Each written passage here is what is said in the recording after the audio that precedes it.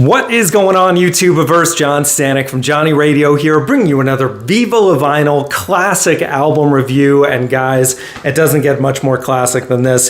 From 1956, it is Big Joe Turner and his album, The Boss of the Blues, sings Kansas City Jazz, and it is fantastic. I've been wanting to talk about this one for a while because I bought this record back in the midst of Nathaniel and I counting down the top 50 albums of the 50s because I just fell in love with this thing. And yeah, it's just so great from start to finish.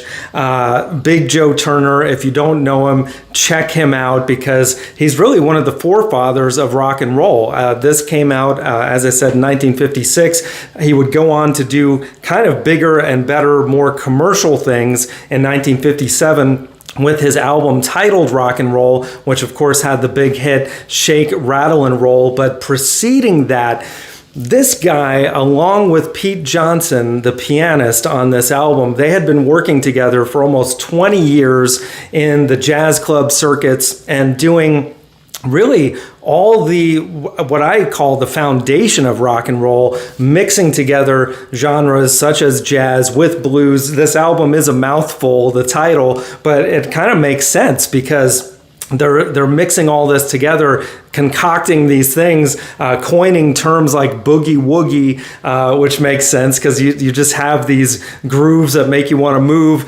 Jerry Wexler, who produced this album, would later go on to coin the phrase rhythm and blues. And it's all here, man. It all just feels like the Wild West, like they were creating this stuff. And, there's definitely influences that they're taking from big band music like Count Basie. And you feel that with the horns on here because aside from, of course, the big voice of Big Joe Turner and the excellent piano playing of Pete Johnson, you've got the horn section, which is fantastic. You've got Joe Newman on trumpet, Lawrence Brown on trombone, who has an amazing solo on I Want a Little Girl, which is one of the standout tracks on here.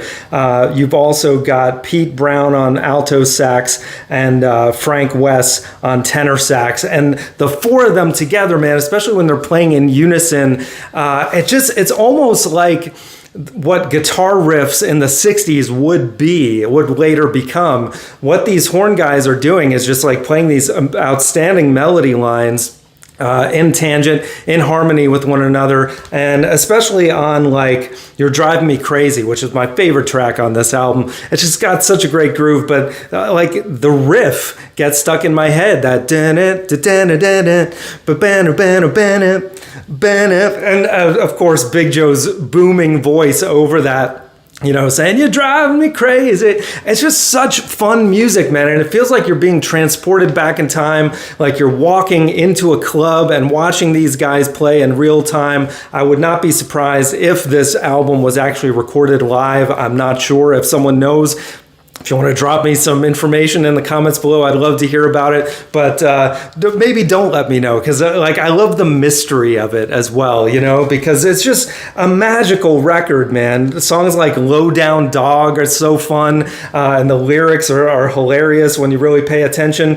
But this is the kind of music you can have on in the background while you're cooking. You can really get into the groove of it and just dance around to songs like Rollin' Pete, which is so great. The only song I'm not that crazy about is the opening track, actually, Cherry Red, because that one just for some reason production quality wise feels a little older school, like it was recorded a decade before for some reason. And maybe that was on purpose, like they wanted to give you like an entry point, like saying, okay, this is what inspired the sound of what these guys were going for, and then everything kicks in after that. But yeah, there's really not a weak track on here. Like I enjoy Cherry Red. I just feel like it's inferior production quality wise to the rest of the record. But yeah, I mean, Wee Baby Blues, St. Louis Blues, Piney Brown Blues, all the blues title tracks. And obviously the blues was a huge part of the influence on this record as well.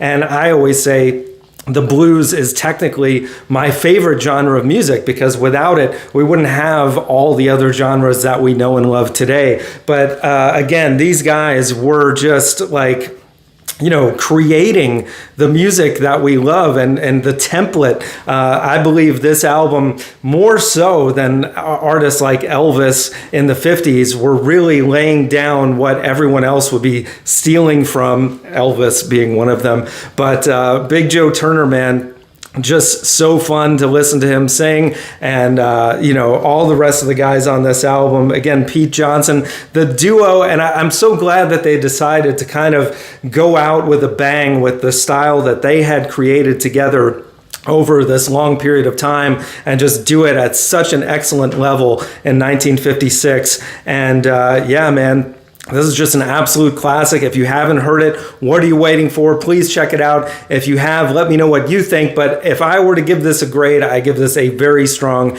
9 out of 10. It is just amazing. And if I had to pick my 2 favorite songs, for sure, You're Driving Me Crazy and probably Low Down Dog would be my 2 absolute faves. But I love the whole thing, man. I can listen to this any time of day. And yeah, that is my review, guys. So let me know in the comments below what you think.